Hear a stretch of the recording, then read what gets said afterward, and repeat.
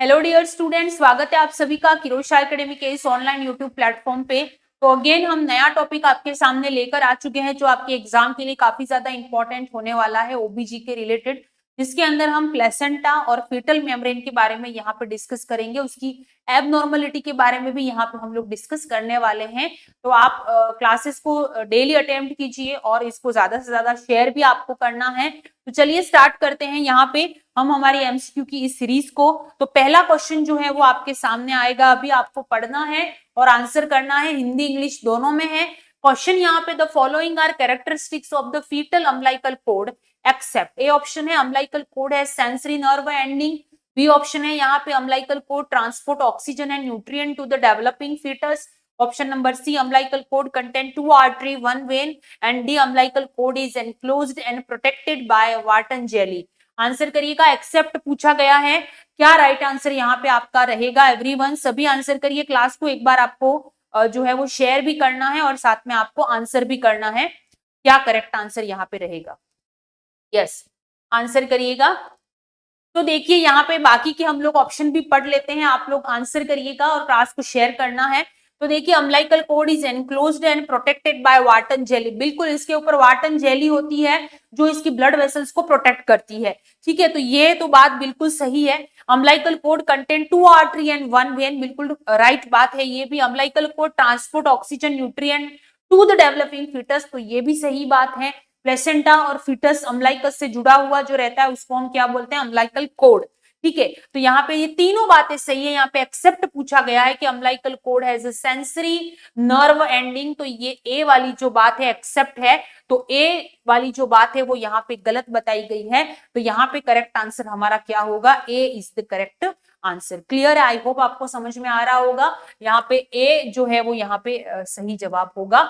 Yes, देखिए तो ये देख लीजिए, फीटस अम्बिलिकल कोड का कुछ कैरेक्टरिस्टिक्स है। ये आप देख पा रहे होंगे कि umbilical cord do not have nerve ending.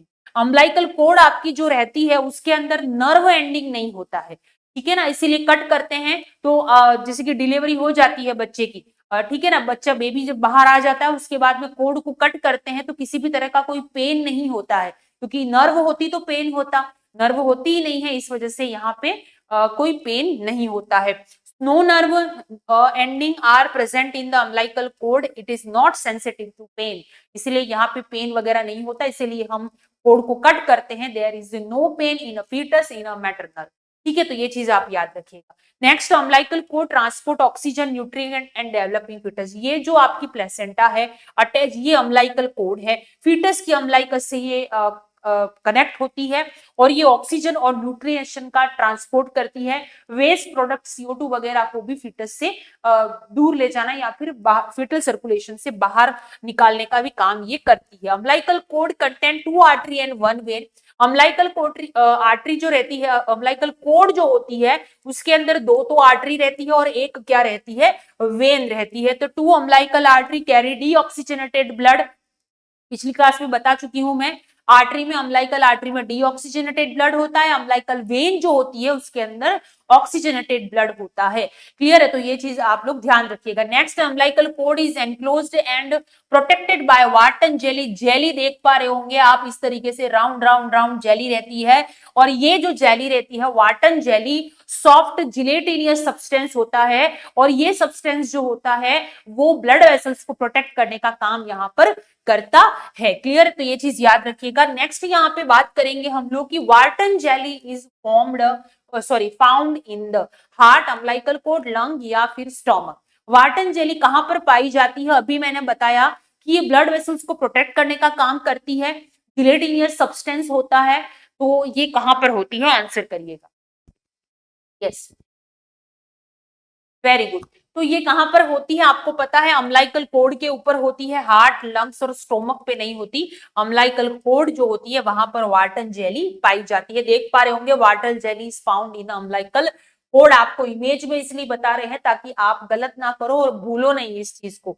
ठीक है, तो यहाँ पे 2 अम्बिलिकल आर्टरी रहती है, कैरी डी ऑक्सीजनेटेड ब्लड। ये बात याद रखिएगा कि umbilical artery carry deoxygenated blood and umbilical vein carry oxygenated blood, 80% oxygenation, foetal circulation. कल की क्लास में मैंने आपको या प्रीवियस क्लास में मैंने आपको बता दिया है।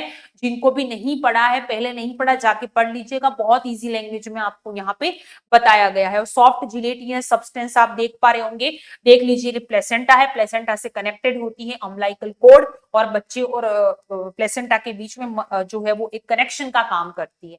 नेक्स्ट है the connecting link between the foetus and placenta through which fetal blood flow to the form the placenta is called ductus arteriosus, funis, ductus venosus या foramen oval। Very easy question, answer करिएगा कि the connecting link between foetus and placenta through which fetal blood flow to and from the placenta is called।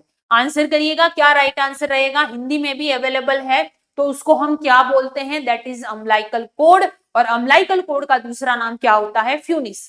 ठीक है, तो यहाँ पे correct answer क्या होगा? फ्यूनिस रहेगा, जो प्लेसेंटा को और फीटस को एक दूसरे से कनेक्ट करती है, अम्बिलिकल कॉर्ड या फ्यूनिस, और जो न्यूट्रिशन होता है उसको ट्रांसपोर्ट करने का काम भी करती है। ऑक्सीजन का ट्रांसपोर्ट भी यहीं से होता है। CO2 और अदर वेस्ट जो रहता है उसका रिमूवल भी यही एक वे होता है। तो ये चीज आप याद रखिएगा, बी करेक्ट आंसर रहेगा। बाकी ductus आर्टरियोसिस, ductus venosus, foramen Oval, ये तीन शंट फीटल सर्कुलेशन में प्रीवियस क्लास में मैं बता चुकी हूं, तो आपने नहीं देखा है जाके देख लीजिएगा, बहुत इंपॉर्टेंट है। नेक्स्ट आगे बात करेंगे, the mechanism involved in the transfer of substance across the placenta are simple diffusion, facilitated diffusion, active transfer, या फिर all of the above.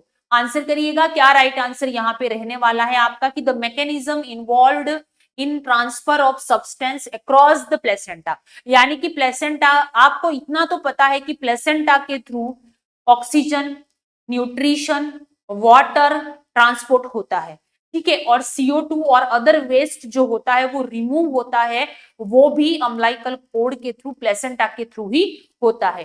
Clear है? तो ये कौन से सिस्टम के अनुसार होता है, ये यहाँ पे पूछा गया है, तो आंसर करिएगा, क्या राइट आंसर रहेगा? सिंपल डिफ्यूजन, फैसिलिटेटेड डिफ्यूजन, या फिर एक्टिव ट्रांसपोर्ट। आंसर करिएगा, क्या राइट आंसर यहाँ पे आपका रहेगा। और क्लास को ज्यादा से ज्यादा शेयर कीजिए ताकि और भी बच्चे और भी स्टूडेंट जो है वो यहाँ पे हमसे कनेक्ट हो जाए। तो चलिए आंसर करेंगे, क्या राइट आंसर रहेगा।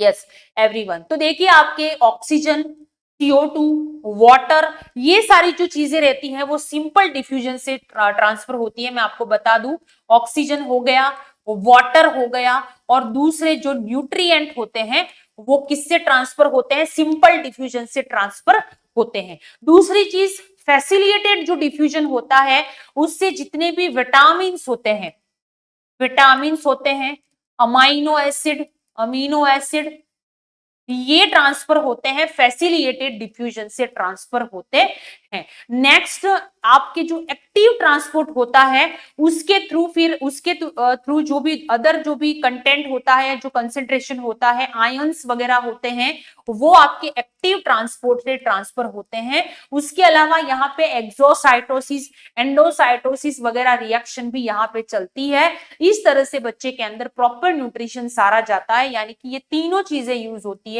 ऑल ऑफ द अबव यहाँ पे करेक्ट आंसर रहेगा।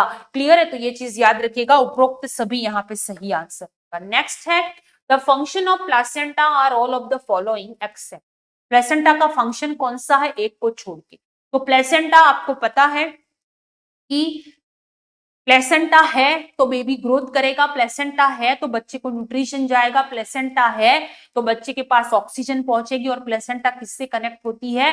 मदर से, यानी कि मदर प्लेसेंटा के अंदर ऑक्सीजन, न्यूट्रिशन ये सारा प्रोवाइड करवाती है। इसीलिए प्लेसेंटा का फंक्शन यहाँ पे पूछा गया है आपको, क्या राइट आंसर रहेगा? तो देखिए, बैरियर फंक्शन, यानी कि इसके अंदर आप अगर कोई भी माइक्रो ऑर्गेनिज्म ऐसे ही अंदर नहीं जा सकता है, ठीक है, एक बैरियर का काम करती है, बच्चे तक किसी भी तरह का कोई माइक्रो ऑर्गेनिज्म, कोई ड्रग का इफेक्ट ये जाने नहीं देती, इसको बोलते हैं बैरियर फंक्शन। तो यस, प्लेसेंटा का ये काम होता है, इसीलिए यहाँ पे हमारा ये आंसर नहीं होगा। Next, endocrine function. Placenta, endocrine का मतलब होता है हार्मोन का सिक्रीशन, तो प्लेसेंटा हार्मोन का सिक्रीशन करती है। प्लेसेंटा एस्ट्रोजन, प्रोजेस्टेरोन और HCG, इन तीनों हार्मोन को सिक्रीशन प्लेसेंटा करती है, तो ये भी इसका आंसर नहीं होगा बिकॉज हमें एक्सेप्ट पूछा है। नेक्स्ट, इम्यूनोलॉजिकल इफेक्ट भी इसका होता है आईजीजी इम्यूनोग्लोबुलिन, जो कि प्लेसेंटा को क्रॉस करता है, बाकी कोई प्लेसेंटा को क्रॉस नहीं कर सकता है। प्लेसेंटा की इम्यूनिटी, जो बच्चे तक इम्यूनिटी पहुंचाने का काम भी कौन करता है, प्लेसेंटा करता है, इसीलिए ये भी आंसर यहाँ पे नहीं होगा। लेकिन प्लेसेंटा किसी भी तरह का एक्सोक्राइन फंक्शन नहीं करती है, कोई गैस्ट्रिक जूस वगैरह नहीं बनाती है, इसीलिए यहाँ पे करेक्ट आंसर हमारा क्या होगा, सी करेक्ट आंसर रहेगा। ये एक्सोक्राइन फंक्शन इसका नहीं होता है। तो फंक्शन ऑफ प्लेसेंटा इमेज में भी समझ लीजिए, ये बेबी है, अम्लाइकल कोड है, ये प्लेसेंटा है, इससे कनेक्ट रहती है, बैरियर फंक्शन, किसी भी तरह का बैक्टीरिया वायरस अंदर एंटर नहीं हो सकता। नेक्स्ट, एंडोक्राइन फंक्शन है, हार्मोन का सिक्रीशन करती है, HCG सबसे पहले रिलीज होने वाला हार्मोन। नेक्स्ट आपके जो प्रोजेस्टेरोन एस्ट्रोजन, जो कि प्रेगनेंसी मेंटेनिंग हार्मोन है, जिसको रिलीज करती है। इम्यूनोलॉजिकल फंक्शन होता है IgG can cross the placenta, याद रखिएगा।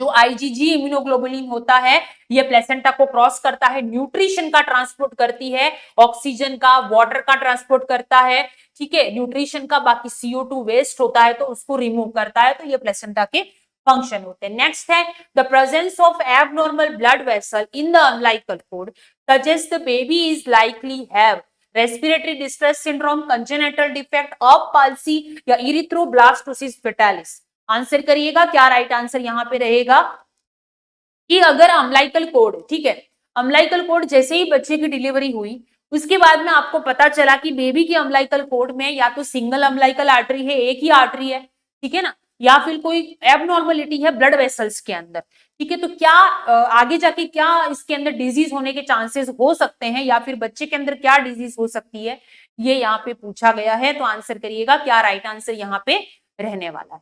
नॉर्मली दो आर्टरी एक वेन होता है, आपको पता है, आर्टरी के अंदर डीऑक्सीजनेटेड ब्लड और वेन, अम्लाइकल वेन के अंदर ऑक्सीजनेटेड ब्लड होता है 80%, ठीक है ना।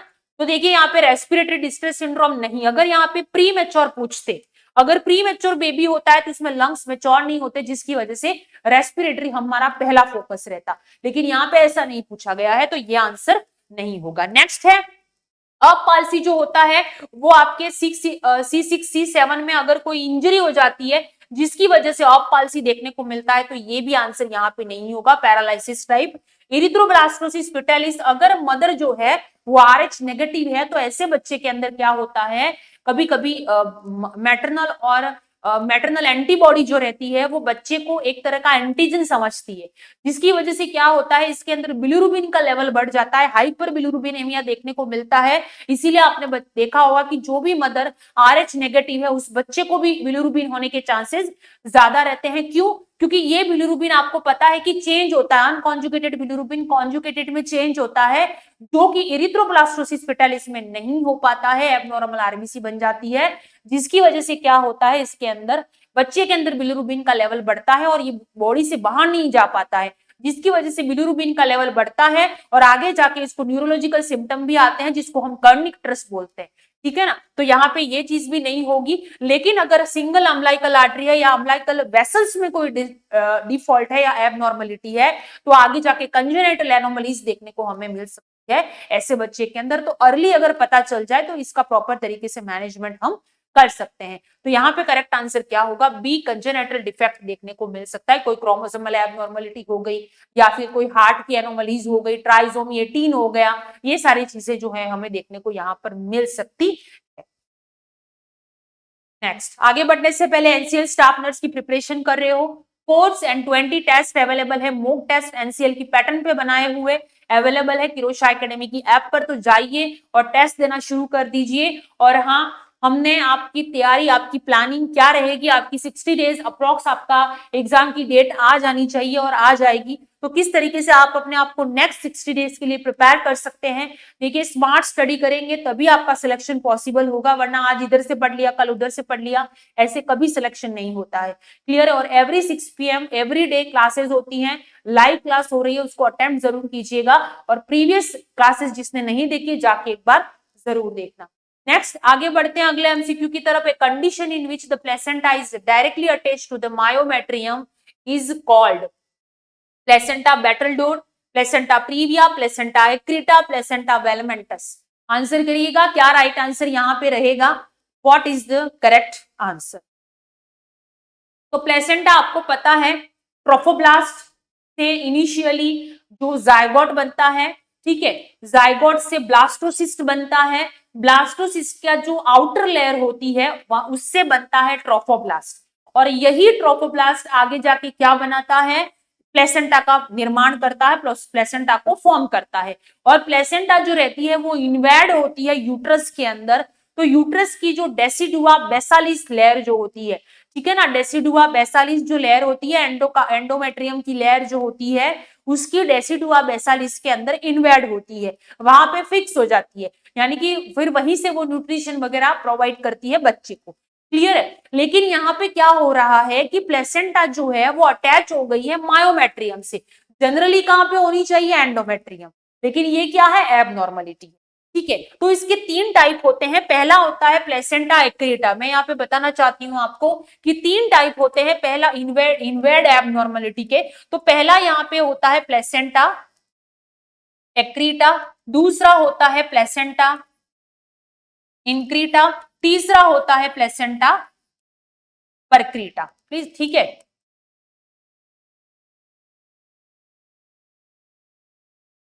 तीन चीजें इन्वेड के आधार पर। ठीक है, तो प्लेसेंटा एक्रीटा जो होता है, जनरली मैंने बताया कि एंडोमेट्रियम की डेसिडुआ में इन्वेड होती है, लेकिन यहाँ पे प्लेसेंटा एक्रीटा में क्या होगा कि जो प्लेसेंटा इन्वेड हो रही है वो कहां तक चली जाएगी, मायोमेट्रियम तक। कहां तक चली जाएगी, मायोमेट्रियम, जो कि सेकंड मोस्ट लेयर है यूट्रस की। नेक्स्ट, प्लेसेंटा इंक्रीटा में क्या होता है, ये और भी ज्यादा डीपली इन्वेड हो जाती है मायोमेट्रियम में। कहां पे हो जाती है, deeply invade in myometrium, deeply invade. और प्लेसेंटा परक्रीटा जो होता है ये मायोमेट्रियम को क्रॉस मायोमेट्रियम को क्रॉस करके ये ऑर्गन तक चली जाती है। ऑर्गन यानी कि ब्लैडर तक, लाइक एग्जांपल है ब्लैडर तक भी चली जाती है, उसको बोलते हैं प्लेसेंटा परक्रीटा। तीनों एब्नॉर्मलिटी याद रखना बहुत इंपॉर्टेंट है। यहाँ पे पूछा गया है कि placenta are directly attach to the myometrium, यानी कि पहला हो गया है प्लेसेंटा एक्रीटा। अगर यहाँ पे पूछा होता कि deeply invade in myometrium, that is called placenta increta. अगर यहाँ पे पूछा होता कि मायोमेट्रियम को क्रॉस करके ये ऑर्गन तक पहुंच गई है, परक्रीटा को भी क्रॉस करके, तो उसको क्या बोलेंगे, पेरीमेट्रियम को, तो उसको बोलेंगे हम प्लेसेंटा परक्रीटा। क्लियर है। तो एबनॉर्मलिटी है इन्वेड की। प्लेसेंटा बेटलडोर प्लेसेंटा, ये प्लेसेंटल एबनॉर्मलिटी है, यहाँ पे ये नहीं होगा। प्लेसेंटा प्रीविया नहीं होगा। एपीएच एंटीपार्टम हेमरेज में हम पढ़ते हैं प्लेसेंटा प्रीविया एब्रप्शियो प्लेसेंटा, इसमें पेनलेस वजाइनल ब्लीडिंग होती है, तो ये यहाँ पर नहीं होगा। प्लेसेंटा वेलमेंटस मेम्ब्रेन से जुड़ी हुई होती है प्लेसेंटा, तो ये भी प्लेसेंटल एबनॉर्मलिटी है। लेकिन प्लेसेंटा एक्रीटा ये इन्वेड की एबनॉर्मलिटी है, इन्वेड एबनॉर्मलिटी। ठीक है ना, तो यहाँ पे सी जो है वो हमारा राइट आंसर रहेगा। नेक्स्ट आगे बढ़ते हैं अगले एमसीक्यू की तरफ। तो देखिए यहाँ पे टाइप ऑफ प्लेसेंटा यहाँ पे बताया गया है, तो देख लीजिए यहाँ पे अब हम यहाँ पे जो मैंने बताया आपको उसके बारे में डिस्कस करूंगी कि प्लेसेंटा की टाइप के अनुसार एबनॉर्मलिटी रहती है। क्या क्या एबनॉर्मलिटी रहती है, जनरली प्लेसेंटा आपने देखा है कि नॉर्मल जो प्लेसेंटा होता है प्लेसेंटा होता है, और फिर इस तरीके से अम्बिलिकल कोड अटैच होती है। लेकिन यहाँ पे एबनॉर्मलिटी है जिसके अंदर सबसे पहला बताती हूं मैं प्लेसेंटा बेटलडोर, जो अभी हमने नाम सुना। इसका मतलब ये होता है umbilical cord attach eight the margin of the placenta, यानी कि अम्बिलिकल कोड जो रहती है वो प्लेसेंटा की जो मार्जिन रहती है, ये मार्जिन, ठीक है, यहां से अटैच हो रही है। देख लीजिए यहाँ पे इस तरीके से अटैच है, दैट इज कॉल्ड बेटलडोर प्लेसेंटा। कहां पे अटैच हो रही है, मार्जिन, ये वर्ड याद रखना। नेक्स्ट प्लेसेंटा प्रीविया, अभी मैंने बताया प्लेसेंटा प्रीविया जो रहती है जिसके अंदर आपके पेनलेस वजाइनल ब्लीडिंग होती है, प्लेसेंटा कवर द इंटरनल ओस, यहां पे आ जाती है प्लेसेंटा। अलग अलग टाइप होते हैं, लो मार्जिन, मार्जिन, पार्शियल और सेंट्रल, चार प्रकार की प्लेसेंटा प्रीविया होती है। तो ये चीज मैं पहले पढ़ा चुकी हूं वैसे आपको, लेकिन यहाँ पे बता देती हूँ। प्लेसेंटा में पेनलेस वजाइनल ब्लीडिंग अक्सर एग्जाम में पूछा जाता है, पेनलेस वजाइनल रीडिंग। एपीएच का टाइप होता है, 4 टाइप होते हैं, मैंने बता दिए चारों टाइप आपको। ठीक है, प्लेसेंटा वेलमेंटस यानी कि placenta umbilical cord attach to the membrane. ठीक है, एम का मतलब, एम से याद रखना कि प्लेसेंटा जो रहती है यहाँ पे जो अम्बिलिकल कोड होती है ये मेम्ब्रेन से अटैच होती है। प्लेसेंटा एक्रेटा अभी जो बताया वही कि प्लेसेंटा इनवर्ड होती है, chorionic villi attach to the direct to the myometrium. ठीक है ना, तो ये सारी चीजें मैंने आपको बता दी जो हमने अभी पढ़ा, इमेज, ताकि आपको याद रहे अच्छे से। Next one, which of the following does not cross the placenta. इनमें से कौन सी दवाई है जो प्लेसेंटा को क्रॉस नहीं कर सकती। देखिए दवाइयां जो होती हैं, अक्सर दवाइयां प्लेसेंटा को क्रॉस करके फीटस में जाके फीटस के अंदर एबनॉर्मेलिटी करती है, इसीलिए हम प्रेगनेंसी में उसको अवॉइड करते हैं। ठीक है, तो यहाँ पे यही पूछा गया है कि which of the following does not cross the placenta, that is naloxone, warfarin, heparin, morphine. Answer करिएगा, क्या राइट आंसर रहेगा। वेरी गुड, सभी आंसर करिएगा। तो देखिए यहाँ पे नैलेक्सोन जो रहता है आपके प्लेसेंटा मॉर्फिन का एंटीडोट होता है नैलेक्सोन, जो कि प्लेसेंटा को क्रॉस करता है, प्रेगनेंसी में इसको अवॉइड करते हैं। नेक्स्ट, मॉर्फिन ओपियोइड एनाल्जेसिक के अवॉइड करते हैं, वॉरफेरिन को अवॉइड करते हैं, विटामिन के इसका एंटीडोट होता है, एंटीकोगुलेंट है लेकिन इसको प्रेगनेंसी में नहीं दिया जाता है, हम एंटीकोगुलेंट हेपेरिन का इस्तेमाल करते हैं, ये प्लेसेंटा को क्रॉस नहीं करता है, इसीलिए हम इसका यूज करते हैं। एंटीकोगुलेंट है हेपेरिन, जिसका इस्तेमाल हम करते हैं, याद रखिएगा। नेक्स्ट आगे बढ़ते हैं, the main substance excreted from the foetus, uric acid, bilirubin, CO2 या टिश्यू। आंसर करिएगा, भ्रूण से मुख्य रूप से उत्सर्जित पदार्थ कौन सा होता है, यानी कि जो बेबी होता है, फीटस होता है, उसके अंदर मेन सब्सटेंस कौन सा होता है जो वेस्ट के रूप में बाहर आता है। आंसर करिएगा, यस वेरी गुड। तो देखिए मेन सब्सटेंस जो रहता है यहाँ पे वो CO2 होता है, अदर वेस्ट भी होते हैं, लेकिन मेन सब्सटेंस जो रहता है वो यहाँ पे कार्बन डाइऑक्साइड होता है, जो कि फीटस से एक्सक्रीट आउट होता है, तो यहाँ पे सी करेक्ट आंसर रहेगा। नेक्स्ट है, the placental abnormality in which a thin fibrous ring is present at the margin of the chorionic plate where fetal vessel appear to terminate is placenta membranacea, placenta marginata, circumvallate placenta या placenta superia. Answer करिएगा, placental abnormality पूछी गई है, क्या right answer यहाँ पे रहेगा। Class को एक बार आप सभी बच्चे शेयर जरूर करें और साथ में आपको आंसर भी यहाँ पर करना है। यस एवरीवन, आंसर करिएगा, क्या राइट आंसर यहाँ पे रहेगा आपका। क्लास को शेयर करना है और साथ में आपको आंसर भी करना है। प्लेसेंटल एबनॉर्मलिटी यहाँ पे पूछी गई है, तो आंसर करेगा प्लेसेंटा मेम्ब्रेनिका, यानी कि प्लेसेंटा अम्बिलिकल कोड जो है वो मेम्ब्रेन से अटैच है। ठीक है ना। नेक्स्ट यहाँ पे है प्लेसेंटा मार्जिनाटा, यानी कि प्लेसेंटा अम्बिलिकल कोड जो attach to the margin. Next चीज यहाँ पे सर्कमवेलेंट प्लेसेंटा, प्लेसेंटा पिज्जा जैसी हो गई है, यानी कि प्लेसेंटा नॉर्मली उसकी आउटर लेयर थिन होती है, अंदर की लेयर थिक होती है, लेकिन यहाँ पे उल्टा होता है, आउटर लेयर थिक हो जाती है, अंदर की लेयर थिन हो जाती है, दैट इज कॉल्ड सर्कमवेलेंट प्लेसेंटा। ठीक है ना, तो ये चीज याद रखिएगा, याद रखने का तरीका है। तो यहाँ पे करेक्ट आंसर क्या होगा, प्लेसेंटा सुपीरिया भी नहीं होगा, प्लेसेंटा सर्कमवेलेंट भी नहीं होगा, मेम्ब्रेनिका भी नहीं, प्लेसेंटा मार्जिनाटा, जिसके अंदर क्या होता है कि एक फाइब्रस रिंग बन जाती है। प्लेसेंटल एबनॉर्मलिटी है in which a thin fibrous ring is present is the margin पे अटैच होती है, मार्जिन पे एक थीन लाइन जो रहती है वो यहाँ पे बन जाती है। क्लियर, तो ये याद रखते हैं यकीगा fetal vessel appear to terminate, तो यहाँ पे बी करेक्ट आंसर रहेगा। यस देख लीजिए आप, प्लेसेंटा मार्जिनाटा किस तरीके से होती है, placenta attach to the margin, margin पे अटैच हो जाती है placenta. Clear, umbilical cord insert at the margin, इस तरीके से अटैच हो जाती है, आप देख पा रहे होंगे, that is called fitter maternal surface में अटैच हो जाती है ये ऐसे। ठीक है, जनरली हमने देखा है हर जगह कहां पे होता है, इस तरीके से अम्बिलिकल कोड अटैच लेती है प्लेसेंटा से, लेकिन यहाँ पे ये मार्जिन जो रहता है इस तरीके से, ये मार्जिन बाहर वाला पार्ट यहां से एक फाइब्रस रिंग बना देती है, वो बोल। नेक्स्ट आपको समझ में आ गया होगा, फाइब्रस रिंग बना देती। नेक्स्ट है अगला, the placental abnormality in which the accessory lobe develop from the activated villi on chorionic leaf is placenta superia, placenta succenturiata, placenta membranacea या प्लेसेंटा सर्कमवेलेंट। आंसर करिएगा, क्या राइट आंसर रहेगा। क्लास को एक बार शेयर करिएगा और साथ में आंसर भी करिए। एक्स्ट्रा लो प्रेजेंट होता है, वहां पे ब्लड सप्लाई भी होती है, बट ये प्लेसेंटल एबनॉर्मलिटी होती है। लेबर के टाइम पे इसका ध्यान रखना बहुत ज्यादा जरूरी होता है। प्लेसेंटा के मतलब कि एक्सपल होने के टाइम पे, क्योंकि ये हेमरेज या इन्फेक्शन के चांसेस इसमें बढ़ते हैं इस वजह से। ठीक है, तो आंसर करिएगा। देखिए ये इमेज भी लगी हुई है, तो आप आंसर करिएगा कि ये प्लेसेंटल एबनॉर्मलिटी है, जिसके अंदर क्या होता है कि प्लेसेंटा, जो ये प्लेसेंटा बनी हुई है, जनरली ऐसा कोई लोब नहीं होता है, लेकिन प्लेसेंटा की abnormality that is called placenta succenturiata, जिसके अंदर क्या होता है कि प्लेसेंटा के अंदर एक अलग से लोब प्रेजेंट होता है। यहाँ पे ब्लड सप्लाई बिल्कुल होती है, ठीक है, उसको क्या बोलते हैं हम, प्लेसेंटा सक्सेंचुरेटा। अगर यहाँ पे प्लेसेंटा के अटैच होता लेकिन किसी भी तरह की कोई ब्लड सप्लाई नहीं होती तो हम प्लेसेंटा सुपीरिया बोलते।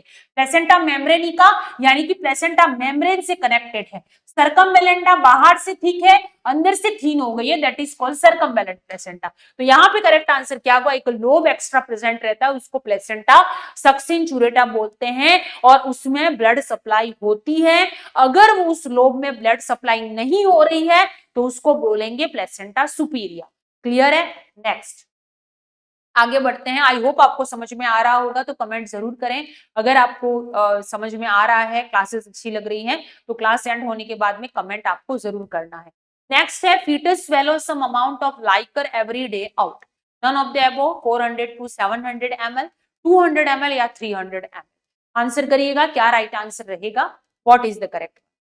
तो फीटस जो है वो some amount of liquor amniotic fluid, जो कि protection, shock absorb, temperature maintain करने का काम करता है। एमनियोटिक फ्लूइड बहुत इंपॉर्टेंट है बच्चे के लिए, इजीली फ्लोटिंग कर सकता है बच्चा, ठीक है। तो उसके अंदर फिटल यूरिन मेन पार्ट होता है, आपको पता है अदर अदर सब्सटेंस भी होते हैं, लेकिन मेन जो 99% होता है वो फिटल का यूरिन ही होता है।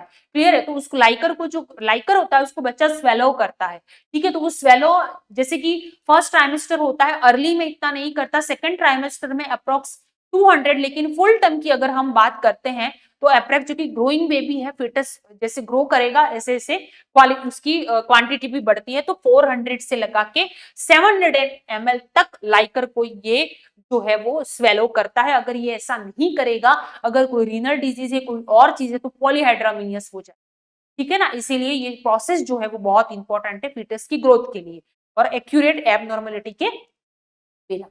नेक्स्ट, एनसीएल स्टाफ नर्स की प्रिपरेशन कर रहे हो, कोर्स टेस्ट सीरीज अवेलेबल है। इसी तरह की क्लासेस डेली 6 PM लाइव होती हैं, तो आप उसको जरूर अटेम्प्ट कीजिएगा, और डेली आपके क्लासेस रहेंगी। एंड हाँ, एनसीएल स्टाफ नर्स का प्रिपरेशन जो है वो अगर आपने अभी तक शुरू नहीं किया है तो कर लीजिए, कभी भी एग्जाम की डेट आ जाएगी और फिर आपको ये ना लगे कि कैसे करेंगे। बहुत अच्छी अपॉर्चुनिटी है, स्ट्रॉन्ग अपॉर्चुनिटी है, तो अच्छे तरीके से प्रिपेयर कीजिए। एनसीएल के पैटर्न के बेस पे ही 20 टेस्ट सीरीज अवेलेबल है किरोशा एकेडमी की ऐप पर, तो जाइए टेस्ट को दीजिए, अच्छे से अटेम्प्ट कीजिए, अपने वीक एरिया पे काम कीजिए, अभी भी टाइम है, और पेपर को अच्छे से दीजिए। बाकी कोई क्वेरी हो, कोई मेंटोरशिप चाहिए, तो आप हमें हमारे ऑफिशियल नंबर पे कांटेक्ट कर सकते हैं, है ना। तो थैंक यू वेरी मच। तो आज आज की क्लास जो है वो हम लोग यहीं पे एंड करते हैं, दोबारा से कल मिलेंगे नेक्स्ट क्लास के अंदर। तब तक के लिए पढ़ते रहिए, और याद रखिए डेली यहाँ पे क्लासेस होती हैं, तो उसको जरूर अटेम्प्ट कीजिएगा आप। Thank you very much.